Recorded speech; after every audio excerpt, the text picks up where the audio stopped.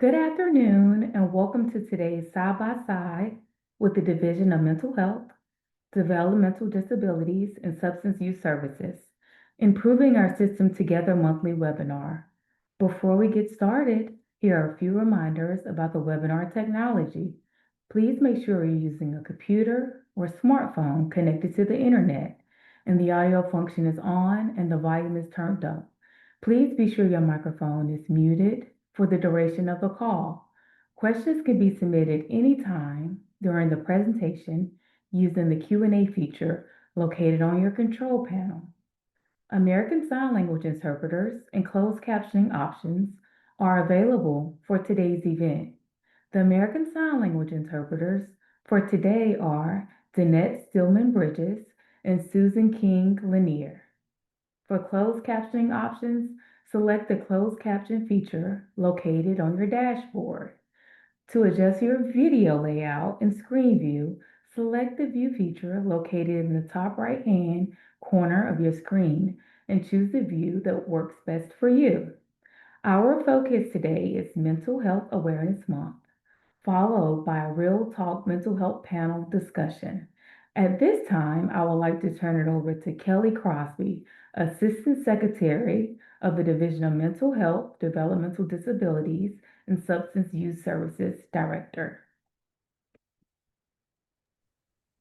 Awesome. Thank you so much, Latoya. Hello, everyone. Folks are just joining. We started very promptly, so I'm gonna slow down a little bit to give folks time to join us as they're being admitted from the waiting room. So Latoya introduced me, but for those of you that I haven't had the pleasure to meet, my name is Kelly Crosby, and I am the Assistant Secretary for Mental Health, Developmental Disabilities, and Substance Use Services here at the Department of Health and Human Services. I've been in this field for a very long time, 30 years, which is kind of hard to believe. I've actually been at Department of Health and Human Services for almost 15 years. About 12 of those, about 11 and a half, 12-ish, were with the Medicaid agency. So I know Medicaid really well, but it was always in a mental health substance use IDD role. And I've been here now at the division for over 3 years, and I love it. I love the team, but mostly I love our community and I love working with y'all. I am a licensed clinical social worker, and really important to me to say today, given that we're celebrating Mental Health Awareness Month, is I'm a person with lived experience. I do frequently share that I have very close family members, including my father, who have serious mental health issues. Some that are organic, they were born and with that way, and some are trauma based. A lot of folks in my family also have substance use issues, sometimes associated justice involvement. And just like many folks as well, I have relatives with intellectual and developmental disabilities as well as physical disabilities. And I share that because fighting stigma is incredibly important to me. And part of the way that I fight stigma is just talk about this. This is my life. This is who my family are. They're all wonderful people. They are resilient people. They live full and robust lives. And that is my wish for everyone. That really is our mission and vision at the department, that everything that we do here supports people living healthy and happy lives on their own terms, not our terms, but on their terms. So with that, I'm celebrating the mental health awareness, the slogan that NAMI is using this year. I absolutely adore it. I like it better than SAMHSA, but I like it better than SAMHSA's. And the NAMI tagline this year, if you're not familiar, is stigma grows in silence and healing begins in community. And I think that's a wonderful thing. And so here today, we wanted to honor folks with lived experience. So we have three wonderful folks. I'll introduce them in a minute. They're going to serve as our panel. And we wanted to really celebrate mental health awareness this month just by lifting up people with lived experience. Our job is to support people with lived experience be the maker of their own fate, if you will. And we're here to do nothing but support good policy, good funding, good programs that can make that a reality. So I'm very, very honored and pleased to have our special guest join us today. So if we go to the next slide, I'm actually going to start introducing our panel. I'm not going to do a bunch of announcements today, so it's going to be a little different. We really want to spend time with folks with lived experience. There is a lot of misinformation about mental health and mental illness. There is a lot of misinformation, period, just about mental health and wellness. But there's certainly a lot of misinformation about individuals who are actively living with mental illness. And that's what we're going to talk about today. But we're going to talk to folks about their experience themselves with their own recovery journeys, and their experience with treatment systems, things that work and don't work. And that's really important for us to hear, not just hear, but listen. And if we listen, take action. So first, let me introduce folks. First, we have Elliot Brooks, who's a certified peer support specialist. Hey, Elliot, welcome. I've had the pleasure of meeting Elliot in person. She works at the Raleigh Cafe and Recovery Program at Promise Resource Network right here in Raleigh. A really cool and exciting place. They actually do a lot of work for Promise Resource Network. Elliot does, excuse me. Next, I want to introduce Jacob Schoenberg, who is both a social worker and a certified peer support specialist. So Jacob is a peer consultant and trainer at the UNC Institute for Best Practices. And for those of you that don't know, we're pretty slim in government, and so peer services are incredibly important to us. Supporting peers and lifting up people with lived experience is important to us. And so we use both our partners in the community, peers with lived experience in the community to support us, but also UNC. And so Jacob is part of that team that helps us extend our work. And then lastly, I have Laura. I hope I say her name. Is it Oxer? Laura, am I saying that right? It is ox here. Oxier. Yes. Okay. Thank you. Thank you for helping me say that right. Laura has way better glasses than mine. I really want to talk after this and find out where you got those. I love those. Laura's also a certified peer support specialist. She works at We Rise Up, and she's the delegation and outreach coordinator. All right. So thank you, Elliot, Jacob, and Laura for joining us today. And I am going to jump right in to a whole lot of questions that I have. And I've already apologized to them, y'all, for it's going to be hard to balance looking at them and the questions. So I'm going to do my very best. So, Elliot, lucky you. You're first on my screen. So, Elliot, I'm going to start with you. Okay. What does mental health recovery look like in your life? For me, mental health recovery has been a very long story. Mm. I have been involved in the mental health care system since about the age of 4 or 5. I grew up in a very traumatic and abusive household, and part of that involved mandated treatment from a young age to recover from what was being done to me. And that mandated treatment was not recovery. It involved group therapy, it involved individual therapy, it involved a lot of things that truthfully were not helpful. Um, what actually truly wound up being helpful was after college, I wound up with an involuntary hospitalization. I wound up with a suicide attempt. I wound up having to go back home to the environment that caused this.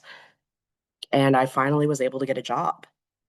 And what truly changed the trajectory of everything was someone who saw what was clearly a very traumatized and scared 20-something-year-old go, oh, that was me. I know what that looks like.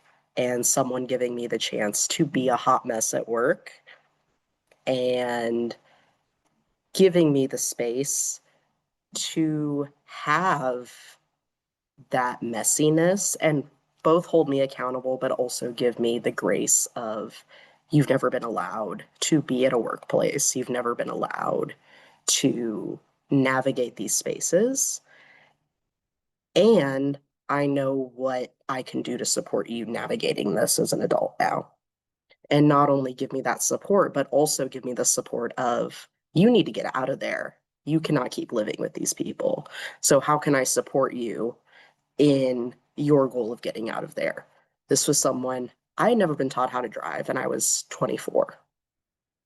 This is someone who gave me my first driving lessons, someone who helped me move out of the house, someone who got me my first gender affirming haircut.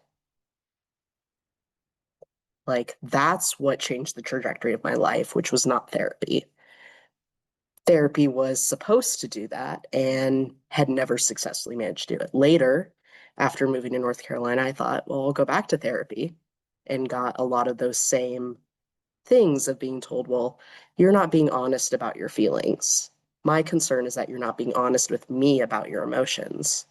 And I had to have a conversation like, I don't know what my emotions are. I'm telling you, I have severe amnesia. I can't even remember my day to day. How am I supposed to tell you about my feelings? And so being able to learn and hold myself to that standard of I deserve better for my mental health care. I want support, and I get to walk away from therapy now. I'm not mandated to go, has been truly freeing, and finding people who were able to have these conversations, who were able to actually listen to me when I'm telling you, I'm not distressed about this thing. I'm distressed about the fact that I have no memory.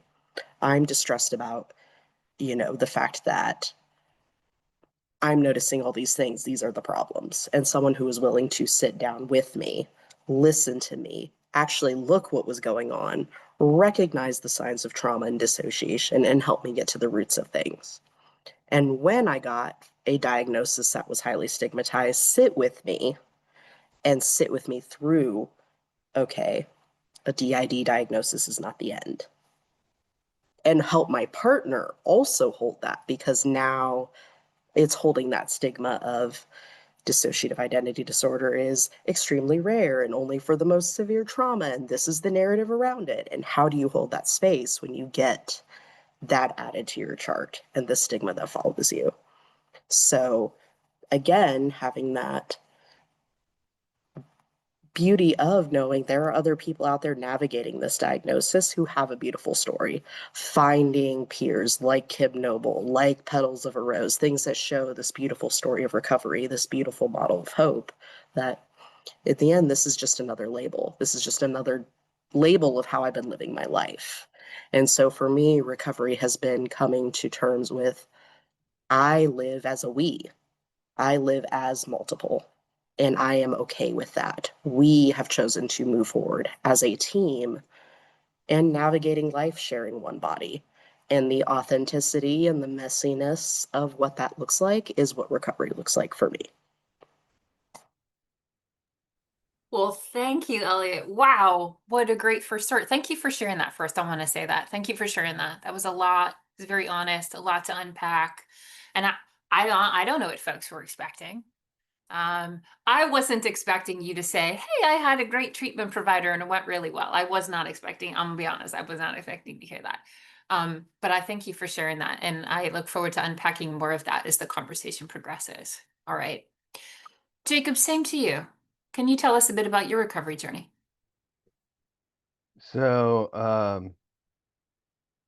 I for me, my recovery is a lot about independence. Um, I found myself in a place in my late teens where I was transitioning from living in an apartment in Carborough to being in the hospital, uh, not not involuntarily, but it was the implication was that I was going to be staying, and I could do that on my own, or they could do it for me. And I ended up moving back home and having to go on benefits and spending a number of years just totally dependent on family for meeting basic needs and addressing day-to-day life. And, I found that while my family was very supportive and while I did have, I think, good providers, they seemed like good providers at the time, it wasn't helpful. I wasn't getting any better. And I was just sort of stuck in the same place uh, for a good little while. And what what recovery for me was when I got to a place where I was able to make some pretty significant changes and actually start uh, building back some of that independence and being able to get back living outside of my parents' house and get back to work. And something that's been incredibly valuable for me has been uh, working in this field and being able to see other people that are in similar circumstances and helping them make sense of that and figure out where they want to be going. And I got involved in that entirely by accident. My work history was at coffee shops and movie theaters. I did counter service, and it was fine. I didn't dislike it, but it was not something that really struck me as a career. And when I had tried to go to college straight out of high school, I did not make it through a full semester. I tried twice.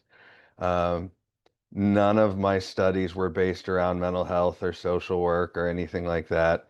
Um, I had a friend who I used to use with who had broken his leg and was staying with family, and I was visiting him. This was after I had stopped partaking in those types of substances, and his mother was involved in a recovery organization, and she saw something in me that she thought might be useful to other people, um, that might be beneficial to other people, and went out on a limb and got me a job at a facility that I had no business working at, and that I did not have the experience to be effective in or to interact appropriately with coworkers or any, I'm used to working with college students at the local coffee shop. Like, it's a very different environment than working in an inpatient facility. Um,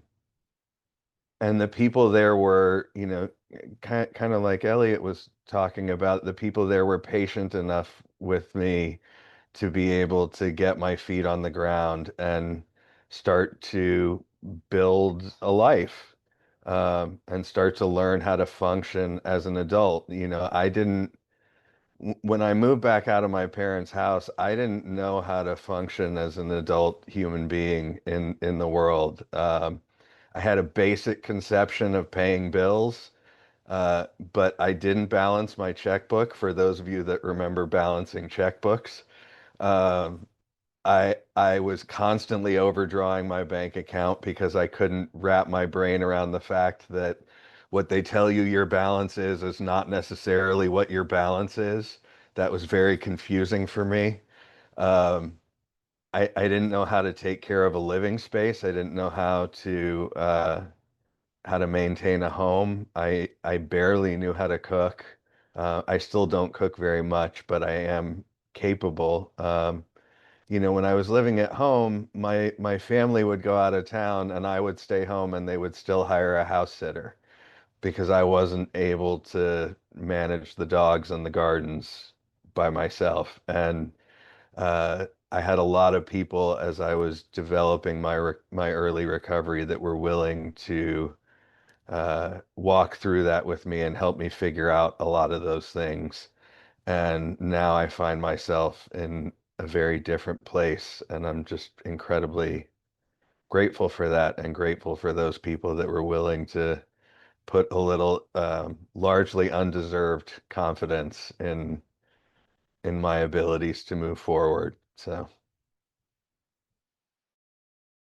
Thanks for sharing that, Jacob. I clearly hear a theme of people believing in you, connecting with you, but also the opportunities for you to do things, to prove that you could do things. In some cases, to learn to do things because maybe you never had that opportunity before, and showing yourself all the things that, of course, you are capable of.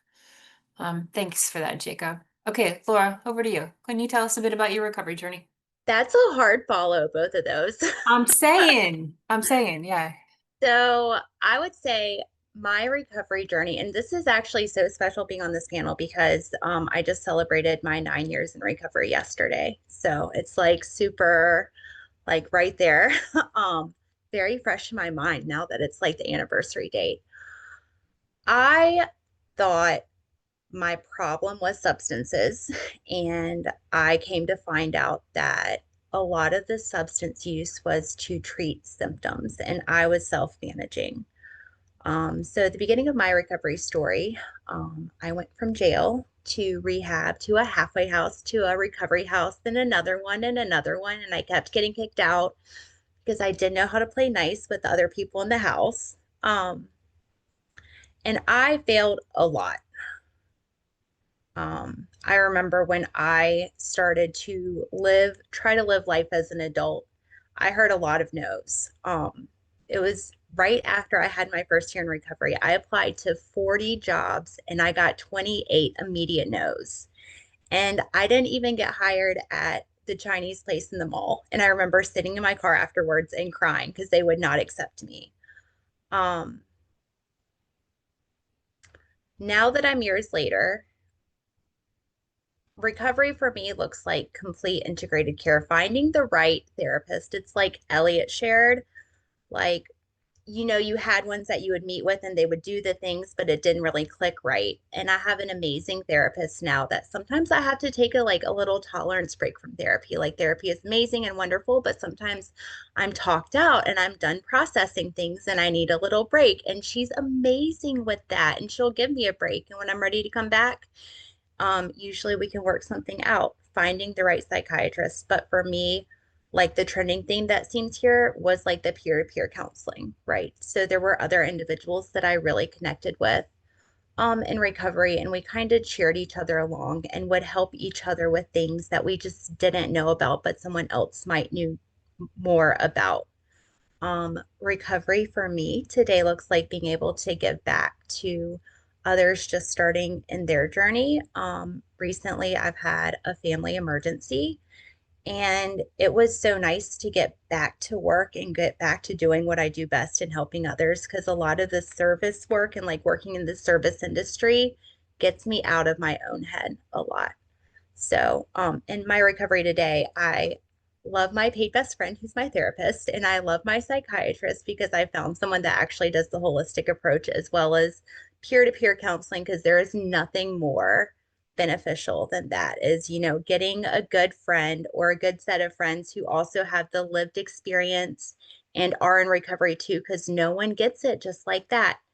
We love my partner. My partner is a normie, so they don't understand what it's like living with, substance use disorder or in recovery from severe and persistent mental illness. But, if you get yourself a good group of friends that does, there's nothing that competes to that.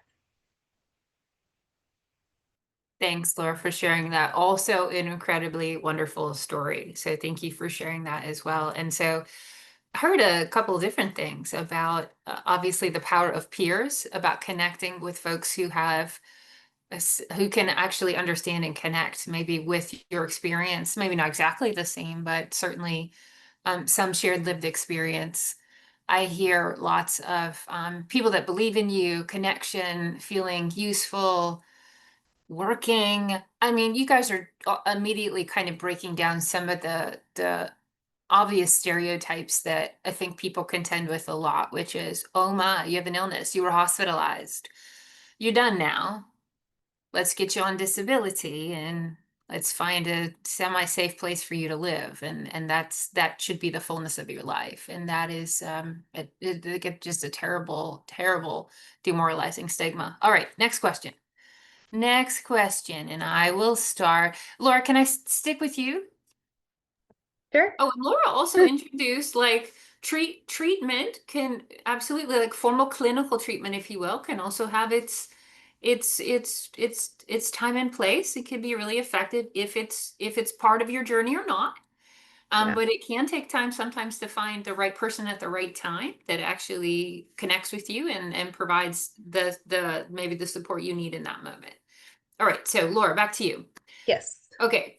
obviously you're sitting here on the Division of Mental Health, Developmental Disability, Substance Use Services website. It is our job to try to develop the right systems of care across the state. And I hope you know that we pride ourselves on clinical systems of care, but also community systems of care, because again, the clinical world is part of that bigger community that people live in, right? Yeah. And so, but what do you wish our systems of care understood better about living with serious mental illness that can get overlooked or minimized a lot? Oh, you're muted, Laura. You're muted. Sorry, how embarrassing. That's Okay. it, Kelly. Nope, nope, nope. Do it about 4 times a day. Yep. Okay. So one thing for me is I have learned working in mental health now that I self-disclose when it's appropriate, right? And there are times when I tell people on the clinical side my diagnosis, and they're like, "Oh, there's no way that you have that." And it's so frustrating to hear because it's like, no, that's something that I'm living with. Another thing that I hate is the term suffering with. I hear that a lot. You're suffering from. I'm like, I'm not suffering from it. I can't, I'm living with it and I've developed healthy coping skills through both professional and natural supports, but I'm not suffering from it. And people trying to like undiagnose me because I can keep a good face on, but sometimes there's still things that I struggle with internally. Um, Also realizing that I do have good days and I have bad days. I have better days and I have worse days. Um, I have days where I feel like I have a God complex, and I have days where it's like, oh my gosh, I cannot leave this apartment for anything. Like, there's no way I can't. And just the fact that we say again and again and again, like, oh, this isn't a linear process, there are setbacks and blah, blah, blah, blah, blah. But I feel like a lot of people don't, they say it, but they don't really live it, if that makes sense, or understand that. Like, yeah, I've experienced the symptom again and again and again, but I could be better in a couple of weeks, right? Like, it's not going to go away entirely. I've just learned to live with it. Thanks, Laura. That was great. And you said something, I'm going to go off script in a minute because I think the power of words is huge. The suffering thing is really hard. And I want to talk a little bit, if I remember, to you all about words like illness and disorder and how you feel about words like that. But Elliot, can I come back to you with the same question? What do you wish the system understood better about people with serious mental illness? I really want to second what Laura said is you don't look like you have that. And there is diagnosis is useful, but at the same time, it's a medical code. It's a cluster and a description of symptoms. It doesn't tell you anything at the end of the day about what someone actually is experiencing. And I myself am someone with a laundry list of SPMI diagnoses. I have at least 5 that would qualify as SPMIs. Some of my diagnoses, multiple of them were just kind of slapped on because I checked off a box. And depending on who's listening or who's listening to that symptom, I would get a different diagnosis. Like, probably the only reason I don't have schizophrenia on my chart is because I ascribed to a particular counselor that, well, I think it's because of spiritual reasons that I didn't wind up with that also as a diagnosis. So really just understanding the end of the day, these are just labels. They're not prescription. They're not boxes that limit us. And if we could approach things through that open mind of what are you actually experiencing rather than I need to put something on your code, some code down to bill for, that would change it a lot, as well as going back to what Laura said, the suffering, that stigma. So many of these diagnoses have these highly stigmatizing things attached to them. They are tied to horror movies. They are tied to serial killers. They are tied to violence. And it's like, that's That's not, that's horrible and also completely inaccurate. That's right. And so having to overcome having a diagnosis that also has that association and the stigma associated with it is also a very difficult thing to Thank you so much for that, Elliot. Yeah, it's hard when in the common vernacular we use the word psychotic. When someone is dangerous, we call them psychotic. I mean, that's what people say. And that's frightening. It is hard to have conversations with families about your 17-year-old, yep, they had psychotic symptoms, and it's okay. Like, it's actually really hard to work with families upon hearing that word to be comfortable with it. And I think it's because there's such a societal word. And Elliot, what you said too about, how many diagnoses you have. I think, I've worked with a lot of families, my own included, where having a label of what is happening provide calm and peace and a path forward because, oh, okay, that actually makes sense. But I think that's sort of that I don't think that's what happens the vast majority of the time, right? At all. It creates fear and instant perceptions, especially when you yourself or a loved one or something, or even a person that you meet comes to you and somehow they have 10 diagnoses. It's a little it's overwhelming. And I think by and large, all of our associations with all of those diagnostic terms are not really positive in our world, unfortunately. A lot of work to do. Jacob, tell us, what do you wish the system knew better or more about serious mental illness? And I got to tell you guys, I don't love saying serious mental illness. I really don't like saying it, actually. That's a whole conversation. Go ahead. Go ahead, Jacob. I can jump on board with that conversation. And I also, I agree with a lot of what's been said, especially about the usefulness of diagnoses. But I think that something that I wish I saw more of in the system was something that that Laura touched on, which is the idea that you don't, at least what I took away from it was the idea that you don't have to be uh, you don't have to be symptom free to exist in the world in a happy and healthy and productive way.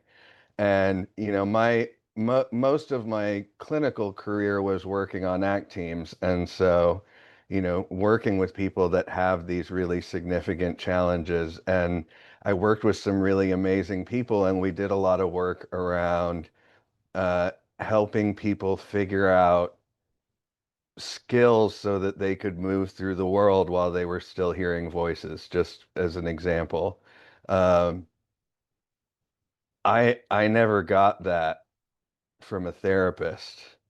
Um, I do now because I know how to advocate for it. Like I am someone, I have incredible admiration for people that are able to uh, navigate their challenges in different ways.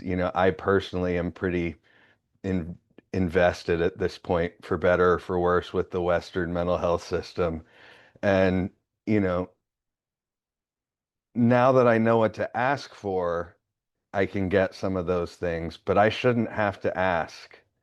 Like those are things that should be offered at the beginning. And I was in services for years and nobody ever brought that up. Nobody ever talked to me about how do you how do you move through the world while you're still, experiencing psychosis? How do you manage day-to-day responsibilities when you're still incredibly depressed or dysregulated or whatever? It's you shouldn't have to reach the highest level of services before you have those conversations. And so I really wish that that was something that there was more of, sort of from the get-go at the entry level services, that like, oh, this is what you're experiencing.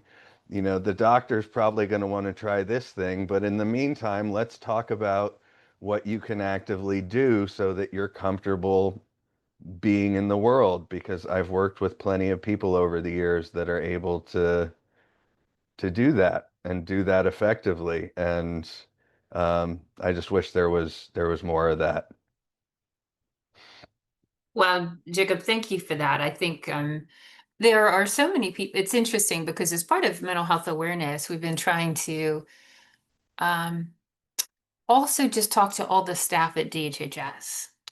And not and if you know me, I go right for it. I don't go with it is important to say take lunch breaks and take care of your mental wellness. But I'm like, y'all, 1 in 4 of you have mental health issues because we need to like embrace that and acknowledge that. And I know full well that 1 in 4 of us is walking around every day, probably contending with some sort of anxiety or depression at a minimum. And you do manage your symptoms all the time. But Jacob, that what you said, I think that was one of the most powerful things I learned early on in my career. And I'm grateful because it really helped me with my family. I had a person that I was working with, and she had, long history of schizophrenia, but she managed it very, very well. And she never didn't hear voices. She never wasn't paranoid, never. But she taught me that, okay, like she taught me, the social worker, she taught me it's part of my life, Kelly. I can recognize it for what it is. It doesn't feel good, but I know what the voice is, I know what the paranoia is, and I still navigate and live my life with it. And that was really profound for me. So like I've got one of my bestest friends in the world has very severe obsessive compulsive disorder. And I say that not to categorize him, but just to help folks understand a little bit. And he struggles mightily every day with um, compulsions and really intrusive thoughts all the time. And he's got a college degree and he's got a job and nobody knows. I know because he and I are close. And when his days are particularly hard or he needs reminding, when his obsessions get the better of him, he'll call me. That's when I know it's not well. But he just navigates life. It's not easy for him. I do want to say that it's not easy at all, but he does. No one ever told him he couldn't, and I think that's rather extraordinary. So thank you for bringing that up, Jacob. Okay, y'all are just being inspiring, but I need to like focus on your questions and stop talking. Okay, all right. Ba-ba-ba-ba-ba-ba.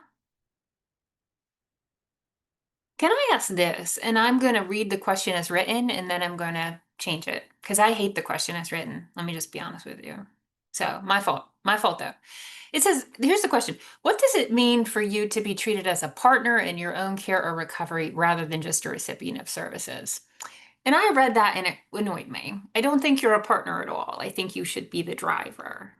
Um, but what does it mean for you to be treated as whatever language you're comfortable with, the driver of, the partner of, rather than you're a client, you're a consumer, you're someone who's being helped? What does it mean to you to be treated like it's you and you should be in charge of you, or at the minimum, a partner? Who wants to start that one? Jacob, can I throw that one to you? Sure. So, for me, it's the fact that I've been doing this personally and professionally for a long time, and I know what I'm talking about. And so having a provider that will actually be receptive to my input about what I want my treatment to look like, and not this dynamic of I'm the expert and you don't know anything, or you know a little, but I still know more than you. I know a lot. It's not a little anymore. Like I know the medications, I know the therapies, I know what the side effects are called. I know clinical names for things that most people don't even know how to describe. Like I know this stuff. And so being included in those conversations in a meaningful way, uh, versus when I would stay at the hospital and, people are talking about you while you're in the room, and that was like a relatively good hospital, based on my experience in years to come. Like it wasn't abnormal, um, and it wasn't ill-intentioned, but to me, it's very dehumanizing. Um, so for me, that's I don't so much mind the term partner. I do like the term driver as well, but I think that's a big part of it for me is actually having a real meaningful voice in the decision-making process and having people that actually pay attention to my input. Thank you for that, Jacob. How about you, Elliot? For me, it really boils down to trust. The trust in myself to make decisions that have risks and consequences, and being given the freedom rather than the restriction around them. Harm reduction is extremely relevant to my mental health recovery and around things like self-injury and bodily autonomy. And I'm going to make decisions that put myself at risk because the alternative is a lot worse, because risk is also empowering in its own way. And so having someone who understands that these things serve a purpose, that these things are empowering, that they are life affirming, even if there is a potential for risk or harm that is associated with them, is beautiful. And rather than having someone go, oh, well, this is where we need to have safety and risk assessment talks, it's just the trust that, okay, you're going to do this thing and it's going to be useful for you. I don't need to jump to panic. I trust you to drive and make those decisions. Thanks, Elliot. That's a big deal. That's always been an important conversation, but there's definitely a climate right now, both in this state and kind of nationally, that I hear way too many conversations about we know what's best for people and people should. I hear more and more conversations about mandatory treatment because we know what's best. We can make better choices for people. Mandatory injections, mandatory medications, and those. So thank you for reminding us about how important agency and choice is. You know best. So thank you for that, Elliot. Laura, how about you? Do you want me to read the question again? Sure. I got off the question, but Okay. well, I mean, we're still No, talking about the question, but about being the driver in your own recovery. yeah, what does it mean to be treated as your partner or driver in your own care or recovery rather than just a recipient of services? So there was a sentence I heard a long time ago, and every time I do any form of training or anything like that, I always tell people this. And it's if we would, if we could, not that we need and not that we should. So for me, finding a provider, would you like to try this? Could we do that? As opposed to the you need to do this, you should do that. Also being the own driver, I will sometimes get in silly, goofy moods, right? Because wording and language is important. That's what I like to call them. And I prefer the holistic approach. I am on medication. I do attend medication management. That is something that I do need.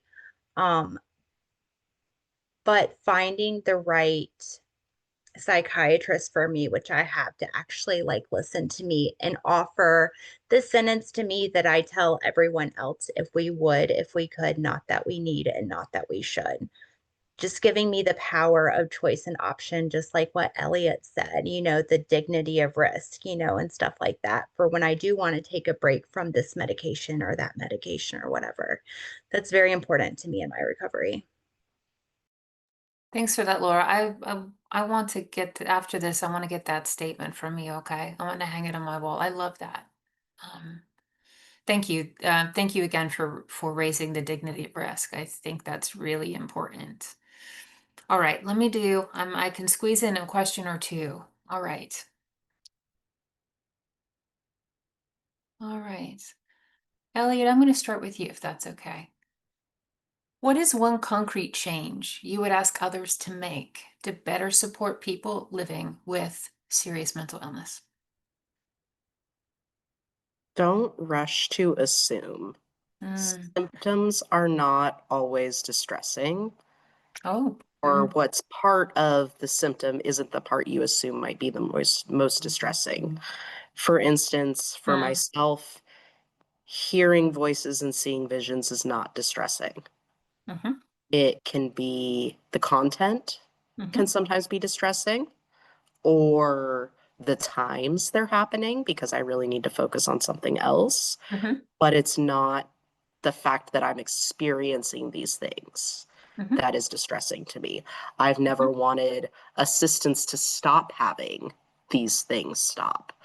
I Mhm. just wanted ways to, hey, I really need to work right now. I cannot be experiencing some of these sensations because they're really hard to work and do this at the same time. Yeah. Are there ways we can shift when it happens? Mhm. So Mhm. finding strategies to actually address what I want, not Mhm. assume what I want, is Mhm. huge. I love that. Thank you. That really aligns well with, too, with what Jacob was saying about that idea of and it made me do wonder, Elliot, because you clearly know yourself well. And just the fact that you articulate so well, I have symptoms sometimes, but they're not distressing to me. That was a really powerful statement. Did it take you a while to get to that place? Like, did you used to find your symptoms distressing, or was it, I mean, I'm kind of curious. It, Were you always trying to again, eliminate them altogether, or people telling you to eliminate them, or? again, it really boils down to what the symptom is. Mm, It's not hmm. like it's distressing when I have an alter who wants to communicate and they can only communicate in ASL and I am driving. Like, Yeah, I'm yeah. sorry, I cannot look at Hmm. you and have Hmm. this conversation. Can Hmm. we please make time later? Like, that's distressing. Hmm. Hmm. But the experience of having an alter who communicates through external visions is not distressing. Hmm. Hmm. It's distressing that sometimes I have emotions that are too big because they're rooted in past trauma, Yeah. but I want to find a way to work with that rather than make that go away. I don't want to make myself go away anymore. Yeah. I think there was a time where I wanted to make myself go away because I felt I had to, but now Mhm. I don't want to. I want to exist as me, but with a way that feels more like me.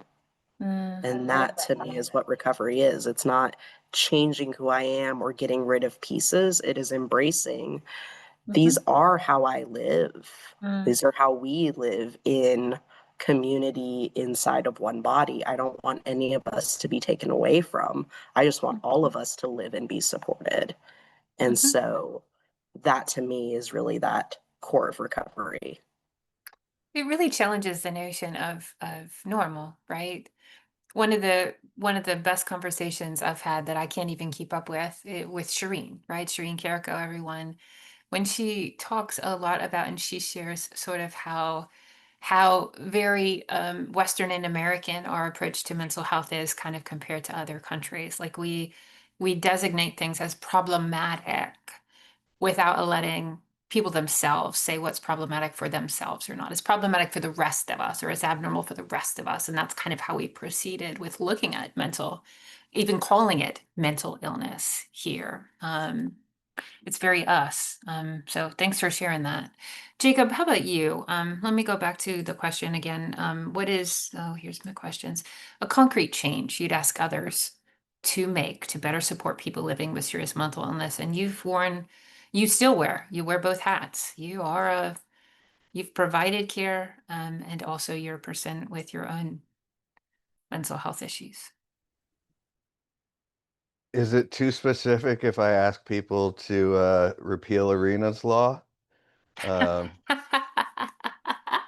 This is No. something that I've spent, you mentioned this and I can tie this in. You mentioned this a minute ago, and this is something that I spent a lot of time writing about. I actually just finished grad school like 2 weeks ago, Mhm. and this is something I spent a lot of time writing about. The response to uh, safety concerns, some of which are very real, has been mandated treatment. Yeah. It has not been providing more resources so that people aren't on the street. It has been, how do we make these people do what we want them to?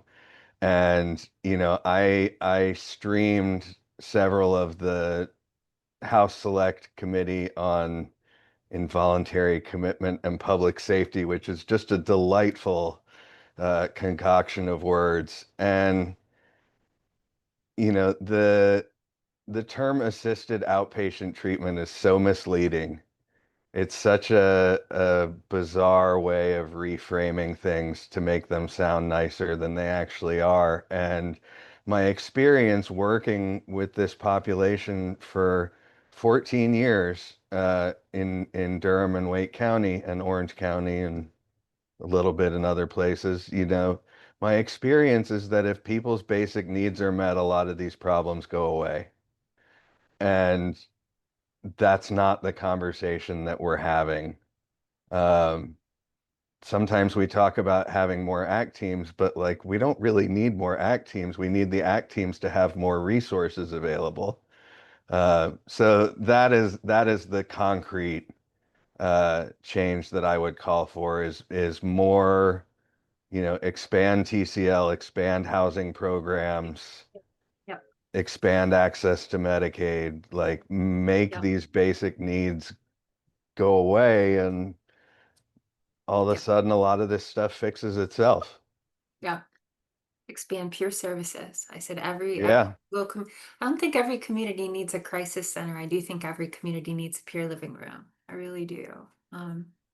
No, thanks for saying that. And that was not too specific, Jacob. I would say though, you don't want to repeal IVC altogether. Um,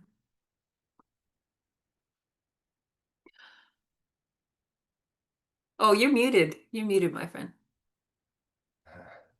That's good. I wasn't really answering anyways. Sort of stalling for time. I do think that there are rare occasions where safety is enough of a concern that you have to at least be willing to have a conversation about how to keep people safe.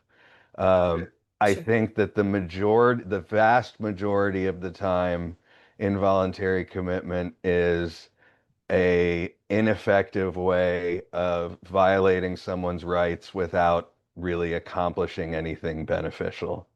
Yeah. So if Yeah. you're not going to get rid of it entirely, it needs to be drastically restructured. Yes. Yes. And again, Jacob and everyone, I would love for you all to join our IVC committee. Um, the governor, again, you probably are maybe not as close to it, but in Executive Order 33, my boss, the governor, issued directives for us to work on things. And one of the things is to really reform the IVC system. I think it should be incredibly rare. And when it does happen, it should be efficient. But I think it's extraordinary when you look at statistics in North Carolina, our overuse of mandated treatment. It's extraordinary. We definitely are much significantly higher than the national average use of IVC. And it perpetuates the issue, right? In an IVC laden system, it's very hard, I think, for people to trust that they're going to raise their hand and say, I need help and I want to go to the hospital. It makes it kind of scary. Makes it really scary for a person, a parent to even voluntarily go for treatment. So it's definitely a vicious cycle here we got to work on. Laura, over to you. What's one concrete thing that you want to tell the system to focus on? Concrete change. I really like what Elliot said. They worded it perfectly. Mm-hmm. Yes. So just because, and this is for me specifically, just because I have audio and visual hallucinations at times and sometimes have severe paranoia, doesn't necessarily mean that I'm a danger to myself Sure. or others. This is something that, like I said, my recovery journey started with the substance use, found out I was actually treating symptoms of like other stuff going on, quit the substances, so then I had to address the other stuff going on. That being said, finding the right provider to work with me and allow me to practice coping skills and to live with these things and not just like silence everything. Tried that, does not work for me, did not feel good for me. And just having someone that you actually trust and can listen to. I also really like what Jacob said about all the hospitalizations and stuff. This is something that I see a lot with the individuals that I support as well. Like people where I feel like it's inappropriate that once again they're getting IVC'd again and again and again.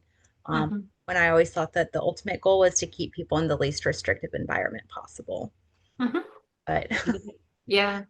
No, thanks for sharing that, Laura. And I do want to say, because we got an important comment in the chat, I want to respect and I want to emphasize something that y'all said. Jacob, you said it most prominently, but I'm gonna repeat it, which is we do have listeners right now and people we all know who have either themselves gone through an IBC process, or I'm speaking actually now to the friends and family who have uh, begun or initiated an IBC process for a loved one that they thought was that they were afraid for. And I know a lot of families will say it was a very hard decision for them. It was a very hard process to go through. And so in no way do I want to minimize the choices that people have to make sometimes, and the difficulty of that. So I think one of the things, though, I will also want to underscore what all of you have said too. If we had, if families and individuals had more resources, it wouldn't be the go-to thing that families need to resort to.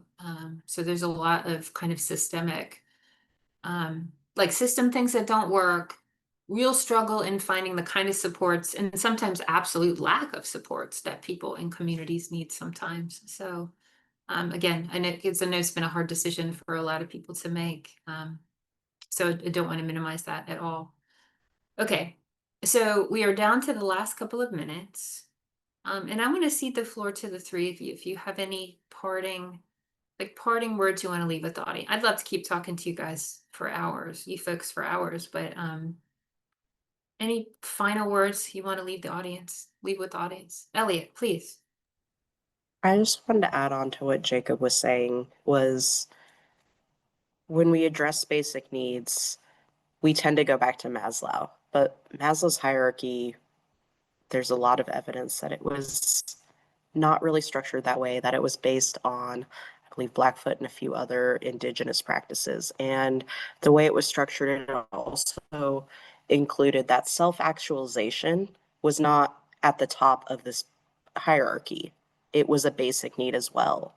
When we embrace people's autonomy, their purpose, their guiding values as a basic human need, when we allow people to show who they are, say, this is what I need, when we take away that coercion and that assessment of a problem, we could truly transform the system. Because if we're going in, we're not checking boxes because we don't have the language, we're not presenting in a stereotypical way, but we're saying we want support, but we don't even know how to say we need support or what support we want because we don't even have an awareness of what we're experiencing or the language around it because we're dealing with everything.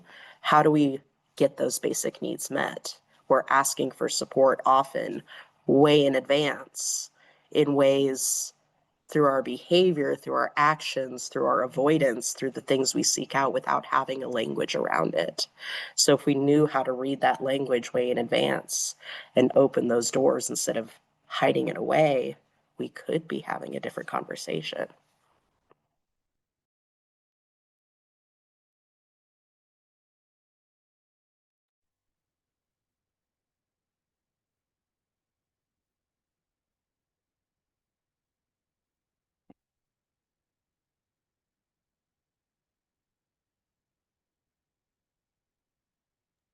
Kelly, you're muted. See, I did it. I did it, Laura. I told you I was going to do it. I just wanted to say, Jacob or Laura, any final words from y'all? If you don't, that's fine too. I would just put in a plug for letting people make bad decisions. Hmm. One of the things that I talk about when I'm presenting to peers that work on ACT and CST is that it doesn't really matter if we know the correct answer. Like we really might know better.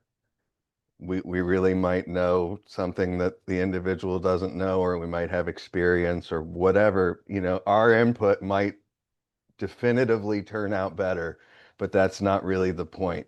The point is to maintain the relationship so that the individual can make the decisions that feel right to them, and we can be there on the other side to help them process that and learn from it or not learn from it or whatever. But that way we're still present and we avoid that sort of oppositional relationship. I think it was Elliot that mentioned the dignity of risk and allowing people to make their own choices, Yep. even when those choices don't always work out well. Thanks for that, Jacob. Laura, anything final from you? Yeah. Just basically what Elliot and Jacob said as well. The dignity of risk and harm reduction. I think that is the most important one. Meeting people where they are and creating that safe space for them to share what's going on and what they need. So thank you for that, Laura. You all have been absolutely remarkable. As expected, I did not get through all of the questions, but I just enjoyed spending time with you. And I thank you. Thank you for sharing your stories. Thank you for sharing your wisdom. This conversation did not in any way go the direction I thought it would. And I enjoyed it so much because I listened. And I'm thinking a lot. And that is what a good conversation is. So I just want to thank you for sharing your wisdom with me, Elliot, Laura, and Jacob. It's been a real pleasure having you. And so now to wrap things up officially, I'm going to turn things back over to LaToya. Thank you all. Thank you, Kelly. If we did not get an opportunity to answer your question during the webinar, questions and feedback are welcome at bhidd.helpcenter@dhhs.nc.gov. The recording and presentation slides for today's event will be posted on our webinars page. For more information and resources, stay connected with DMHDDSUS by attending our monthly side-by-side webinars and joining our mailing list. The links are included in the chat box. There will be a brief survey following today's webinar, and we would appreciate your time completing it. Our next side-by-side webinar is scheduled for Monday, June 8th from 2 o'clock to 3 p.m. We look forward to seeing you then. This concludes our webinar for today. Thank you for attending.